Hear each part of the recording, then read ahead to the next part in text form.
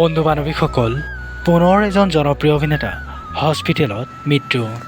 অভিনেতাজনৰ সবিশেষ জানিবলৈ অনুগ্ৰহ কৰি ভিডিঅ'টো শেষলৈকে চাই থাকিব। যদি ভিডিঅ'টো ভাল লাগে ভিডিঅ'টোত এটা লাইক কৰি চেনেলটো ছাবস্ক্ৰাইব কৰিবলৈ নাপাহৰিব।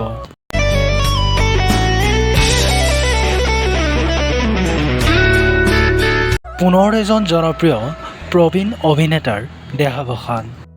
জনপ্ৰিয় অভিনেতাজনৰ স্বাস্থ্যৰ অৱনতি হোৱাৰ লগে লগে পুনেৰ এখন চিকিৎসালয়ত ভৰ্তি কৰোৱা হৈছিল।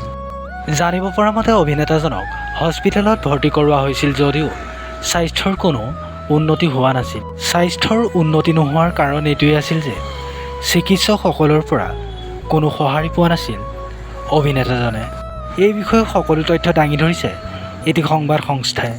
সেই সংস্থাটোৱে জনায় যে চিকিৎসকসকলৰ পৰা কোনো সঁহাৰি পোৱা নাই আৰু এনে পৰিস্থিতিত অভিনেতাজনৰ পৰিয়ালো যথেষ্ট বিচলিত। পৰিয়ালৰ পৰাও কোনো আনুষ্ঠানিক বিবৃতি পোৱা নাই।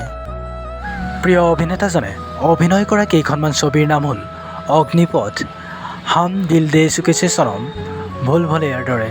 ব্লকবাষ্টাৰত অভিনয় কৰিছিল প্ৰবীণ অভিনেতা বিক্ৰম গোখলে। আৰু অৱশেষত জনপ্ৰিয় অভিনেতাজনৰ পুনেৰ দীননাথ মংগেশকাৰ হস্পিটেলত দেহাৱসান ঘটে।